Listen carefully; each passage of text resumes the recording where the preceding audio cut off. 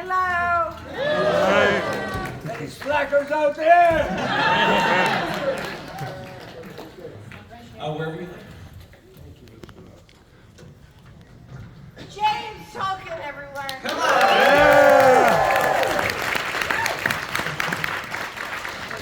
I like that the moment you came in, you established you are in charge. Absolutely. He's the king of the world. You're the boss. So welcome to Toronto. Have you been here before? I have never been here before. Jimmy, have you been here before? Have you I've been been here before, but I love Canadians. Come on! He filmed a TV series here. I worked 2 years somewhere else. Where? In Canada.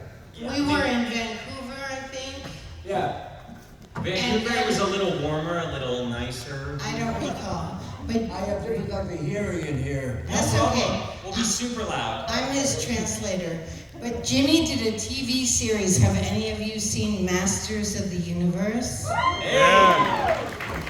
He was driven every day to go do that series. Famous series, right, Jimmy? What? Masters of the Universe. What about it? Last year to go do the filming. Remember? Masters of Yeah. maybe. They picked you up at home and drove you to Canada. Tell you what, if they give you a paycheck for it, keep it. Yeah, don't give it back, even if you weren't in the film. That's fine. They drove him. I'm his translator. Okay, so James, you played Mr. Strickland Yeah. in all 3 of the films. So no matter where we find him, he's a master of discipline. He's always yelling at people. In the 80s, in the 50s, back in the 1800s, which era of the Stricklands was the most fun to play? It was Back to the Future Part 2, for me, was the most fun because it was so nutty. I mean, when I had to aim the shotgun at these slackers, he blood slackers down there. That was fun. The part where you got to shoot a gun at people was your favorite. What? I said the part where you got to like hold a gun. shooting a gun at people. Well, Should we be afraid?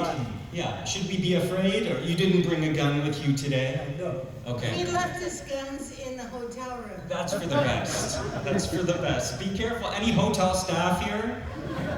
Just be careful later, that's all. So, in reality, are you more of a Mr. Strickland, a tough guy, or are you more of a Marty? A bit of a softer, sweet guy? I'm in between. I'm both.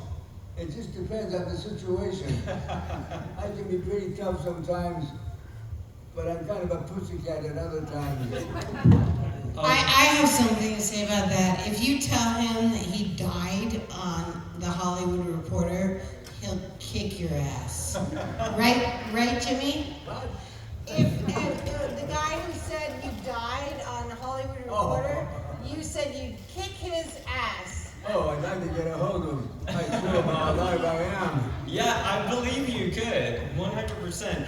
Okay, we're gonna jump around all over the place here, and we have some great fan questions too. But Claudia, I know that, or I've read that you started your career in the opera. Yes. Is that true? Did you want to stay? What pulled you into other work? Okay, so my sister got a part in an opera when she was 11, and I went to the rehearsals and I thought, I've always wanted to be an actress since I was 3 years old. So if I sing, I can be an actress. So I told everyone, I want to do this, I want to do this, and they hired me for the spring opera when I was 8 years old. Could you already sing, or did you fake it? I just decided I could sing. So from the age of 8 to 12, I was in 10 operas with Placido Domingo, Luciano Pavarotti, and that was my world. Because I decided if I want to be an actress, I should sing. And then in one of the operas, I was a bear. So with Placido, I had a bear costume. He still has it in his house in Barcelona. So for folks who don't know, these are like the best of the best opera singers. Oh, Pavarotti. there are no better. Yeah, incredible. So did you think maybe I'll stay here forever? Why did you leave the opera? No, I just thought I'm acting, so that's fine. By the way, I had a dream one night, and Luciano was in this car that was unlike any car I've ever seen. It was a modern, extraordinary car. And he's sitting in the back seat with the driver, and he waved at me, and I was like, Luciano, Luciano. And then we pulled into this high-rise, and I said to the driver, because he went into the elevator to go up, I said, no, it's Claudia. I want to go say hi to Luciano. I mean, he gave me my first glass of red wine when I was 8. He was my friend, right? He's Italian, right? Yes. So he gets a pass. And my mother was very upset. So he went up in the elevator, and the driver said, no, he's already gone in the elevator. He's already going up. And I was like, no, I want to say hi to him. A week later, I hear on the news he died. And he had died the week prior. So literally in my dream, he was saying goodbye to me. And I found out later he died. No, seriously, you know how special that is. That's so nice you had the chance to work with him too. Oh, yes. Wow. And in fact, in Toronto, I was in Nibelung, which is a Chinese, like, whatever. And Prince Charles came to see it at the San Francisco Opera House for the fall season. And so Prince Charles, way back when, I was 8 years old, is going down the line of all the actors in the opera, and he comes to me and he goes, you're so beautiful and you're in this makeup. I can't imagine how pretty you must be without the makeup. And I'm like, oh, thanks. And he goes, I would like to marry you one day. Would you marry me? Right? And I go, sure. Okay. He literally asked me to marry him. I literally said yes. A few years later, he marries Lady Di. My mother and my sister are awake till like 2 in the morning to watch him get married. I said, no. I'm not staying awake. I'm going to sleep. He lied to me. He burned that bridge. You know what I would love? It's at the ceremony, and they say, does anyone want to object? I would say, I object. Cut to 8-year-old Claudia Wells, just throwing a wrench up to He asked her. me, and I said yes. As far as I was concerned, I was a princess. Sliding doors, lives. As far as I'm concerned, you may have dodged a bullet there. I think your life turned out just fine, so that's good. I think I turned out okay. Yeah. I'm content. It's good. Royalty aside. Royalty aside, I could have been a billionaire twice had I married the 2 guys that I was engaged to. That's right. You already know that? Well, would you tell the story? I'll tell any story. That's great. Let's hear this story. Which one? You pick your favorite. Okay, so I dated this guy that I was in love with, but I was too shy to tell him. His name is John Davis. I'm telling you. Okay, so we met on a blind date. You guys are getting hot gossip here. You better not tell anyone else. No, it's okay. You can find the pictures online. So I met him on a blind date. My agent had a party that her sister was giving. She was married to Goldberg, Leonard Goldberg, huge producer. And it was for the Prince of Belgium in Beverly Hills. So I was set up on a blind date with a guy named John Davis. I was 19. He picked me up, lovely guy, educated at Harvard and Bowdoin, and I didn't care that he was a billionaire because that kind of stuff doesn't impress me. Such a nice Just the guy. royalty. Yeah, the royalty impressed me, but not the whole billionaire thing. So we went on a date for the Prince of Belgium in Beverly Hills at the Bistro Gardens. Nice guy. Invited me out the next day to hang out with his best friend. Oh, what's his name?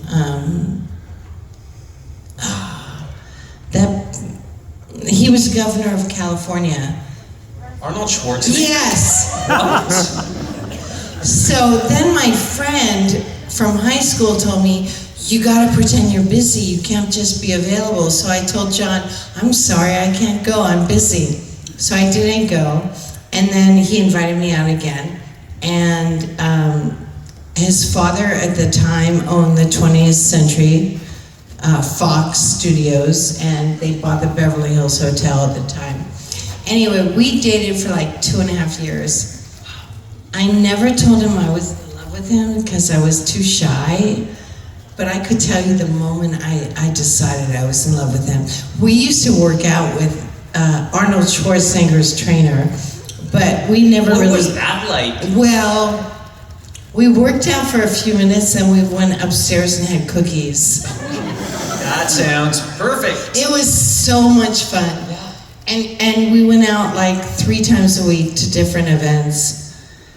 Okay, let me tell you about John Davis. He went to Harvard, he went to Bowdoin, he worked very hard taking care of his family's money. When we went to Palm Springs for the Palm Springs service or season, I was in the room next door to him. When we went to Malibu for the Malibu season, his bodyguard drove me home every single night. We never shared a bed. He was always kind and lovely. Picked me up at my mother's apartment, played with my dog. Nice guy. Genuinely, he took charge of his family's money, but he worked very hard as a producer, so he read scripts every weekend. Wanted me to star in his first movie called 3 O'Clock High, but I didn't want to be the rich producer's girlfriend, so I said no. He, what's that TV series that's so famous? Give us, we need more clues than that. You gotta look him up. He's like, the biggest series in the world he's produced. Yeah. Anyway, super nice guy. Love it. I decided when I was leaving my mother to go to Santa Cruz. I can't believe I'm telling you this. I think I'm lacking sleep. But anyway, I decided to go visit my sister and her boyfriend in Santa Cruz. Great place. Nice roller coasters by the beach. Fabulous. Yeah. They lived in this itty bitty hovel with like an outhouse type thing. And I thought, oh, this is real love. John told me, I'll wait for you for like 6 months, but I've got to start dating, otherwise, you know. That's right. Anyway, I didn't go back to him, and he ended up marrying the girl he was with. But super nice guy, one of the billionaires who was nice too. Man, I wish we had more time, because I'm sure you have so many good, we're gonna come back to that. James, we're gonna bother you for a question here. So over the course of your career, you played characters who are called strict and cold and evasive and no nonsense. A lot of tough guys. Where did you learn to be such a tough guy? Well, life is tough. You have to be tough at times, but you don't have to be tough all the time. But it's good. It's good when you have the experience of being with a certain attitude. So being tough, that's fun too. Did you base those characters off anyone you knew? Was there a figure in your life who was sort of the quintessential badass? There are many.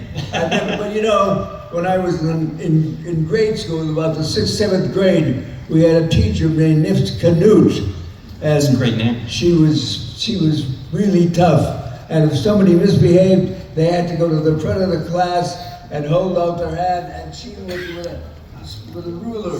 And if they took their hand away, she cracked them right across the face. With the ruler? Yeah. Oh yeah. So I think of Miss Canute sometimes. You know? So compared to her, Mr. Strickland was not so bad. I think he's pretty gentle, actually. What about the guy in Top Gun? Oh yeah. What about that guy? Oh, I was in the Navy, so I had the experience of being around all these different folks. And some of some of the officers were pretty rude, and I don't think that strictly. I mean that the character playing Top Gun was rude, but he was in charge. That's all. I see. Just in charge. Perfect. So Claudia, you had already been cast, of course, and had costume fittings and things for Back to the Future when a pilot you were in had been picked up and it Yes. prevented you from joining the film. So I've read that you accepted the bad news rather graciously. Oh, thank you. Yeah, Is thank that you true? for bringing that up, because there's like this whole thing online that I didn't have the part first. So I'm a little weird about that. I did have the part first. You were the OG, but you were just I you were was. booked with other So, things. when I found out that Off the Rack with Ed Asner and Eileen Brennan got picked up for a series from a pilot at the same time that I was supposed to be Jennifer in Back to the Future with Eric Stoltz, I don't know why, I handled it very calmly. I remember sitting in my mom's living room and I was like, okay. So I was actually totally fine about it.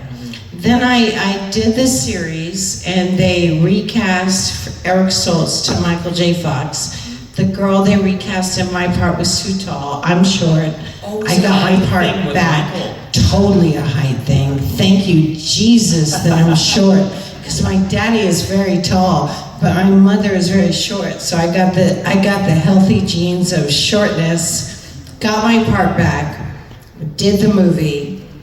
But yeah, I was really okay with it. I think that it was just total destiny. It worked out so beautifully. Did you have to redo like a chemistry check with Nothing. Michael? Nothing. I had one audition for the movie, got the part, and then I got a phone call that I got the part again. Oh my God. It's Were you like, this extraordinary. time, no takesies, backsies this time? No, I was just like, yeah, I had a feeling, because when I had to refuse the part, I just was very comfortable with it. I remember I was sitting in the living room on the couch and I was like, okay. So when I got the part again, I wasn't even too surprised. I was just like, okay, so this is life. This is how it's meant to be. I guess you'd already, been whining and dining with Pavarotti, so you'd already experienced a lot of drama, so you were ready for something like this. And Placido, and yeah. Yeah, No, I so don't always forget knew this. in my childhood that I would be among the greats. And I always knew in my childhood I would be a very highly successful actress. What I did not know is that I'd be a businesswoman. So I've owned a men's clothing store for 34 years, almost 35 years. That's right. That's a surprise. Incredible. And you can't see this right now, but Claudia is wearing some of the best shoes in the business. When you All right, stand, let's can you just show talk them, about folks? these boots. Come on. Hello. And then the jeans that I kind of redid my own self. Nice. Yes. Are they for sale? Can people bid on those? Huh? No, it's fine. Yeah. Y'all can bid on them. We start at $1,000. Yeah, there you go. You have to go get an autograph at the booth before you can do that. So James, Bob Gale and Zemeckis said they wanted you for Mr. Strickland right from the beginning after seeing you in Sidney Lumet's Prince of the City. They wanted you as Mr. Strickland. You were just doing theater at the time, and they dragged you to Hollywood. Was it a hard decision to leave the theater? It was not a difficult decision because I always said I'm never going to Hollywood until they send for me. And at this movie, they offered me this role. I said, okay, this is my opportunity to go there and see what it's all about. And that's what I did. I went out and I spent a few good years in Hollywood, enjoyed it. Yeah, I'll say. Spoken like a true alpha. I love that. You said, they can send for me, they can bring me with a job and a paycheck, but you're not going to go there and start auditioning. Yeah, good for you. Okay. You're okay. Yeah, no problem. You don't audition. You just get sent for. What? You don't audition. You just get sent for. On Back to the Future, they just offered me the part. I didn't meet anybody, no audition, And I think I'm the only actor who was lucky enough to do that. I know, look at the ringer Claudia had to go through. And you just waltzed right in. Pretty nice. I got the part and then I couldn't do it. And then I got the part again when I could do it. Okay. And then you did it. That's right. That's right. That's right. Now, Claudia, you did the first film, of course. At that time, you could tell it was a good script, but you didn't know it would become this cultural phenomenon where, years later, it's so formative for me, for people who are younger. Then you got to come back, from what I read, and participate in, was it the game? The Back to the Future game? Oh yes, I got to do the Back to the Future game. So what was and it? I don't know how to use a computer, so I never actually saw it, but I'm told it's very good. Anyone play that here? Telltale. Hey! Yes, the Telltale game. Yes. So what was it like to go back to that part after years? Shocking. So I'm there doing with the headphones and the lines, and it was actually astounding how simply it came to me. It was just so natural, and all they had to say to me is, put your voice a little higher because your voice is too low. But other than that, I just fell right into it. It was beautiful. And then the new Jennifer Parker was kind of a more, not ghetto, but kind of punk Jennifer Parker. And I'm like, well, that's okay, because I've lived a lot of life since I was Jennifer Parker. So we were just fine together. It was great. I loved it. I loved it. We've got to find a way to sit you down and have you play that game. I would like that. Maybe someone can film that and help me. Mm-hmm. I own a computer, but I put it in a drawer because I don't know how to use it. That's fine. Honestly, you're not missing that much. I don't These days think with so. AI, just My stay out son of it. is a genius. He's a computer coder and blah, blah, blah, blah, blah. I know how to use an iPhone, but That's fine. That's all you need. well, I mean, my store is almost 35 years old. I've got a webmaster, and I know how to do all the Twitter and Facebook and Instagram and all that stuff online on my phone. So if I need anything else, you're all highly recommended to teach me. 'Cause other than that, I'm good. No, you're a woman on the go. The phone is enough. Yes. Come on. Now listen, I may be wrong, but I think the two of you only share one scene. Is that correct? In Back to the Yes. Future, in the hallway. When he's really, really mean. Yes, you give her a tardy slip. Yeah. And so do you remember anything about shooting that scene together? I remember everything. Do you, Jimmy? What? Do you remember about the scene in the hallway? Of course I remember. But Tell us all. it's so long ago, I don't remember the specifics of it. All I know is I enjoyed doing it. And it was just Michael J. Fox was wonderful. Yeah, oh my gosh. Wonderful to work with. It's such a great, even that short scene is so great. There's so much going on. Yes, he's absolutely the best. And I'm sorry he's not here. Yeah, well, more stage time for you, right? But You get more attention. Stage time for you. More stage time for you. I don't need more stage time. I've been an actor for almost 60 years. I've had enough stage time. Yeah, come on. Incredible. What about yourself? What do you remember about filming that scene? I remember that they asked me to step off camera when it went nose to nose with Jimmy. Literally nose to nose. Literally. And Michael and I were holding hands real tight because Jennifer was supporting him in that horrible experience. So we were still holding hands real tight even though I was off camera. So the thing about Jennifer Parker and Marty McFly is they loved each other whether they were on camera or off camera. So. And did you get along with Michael J. Fox as well? Was there sort of instant chemistry? No, he's kind and positive and lovely and fun and cool. Yeah. Yeah, no, I liked him a lot. Absolutely. Okay, and that No? Are we okay? Okay, we're gonna keep going. So, I think if my math is correct,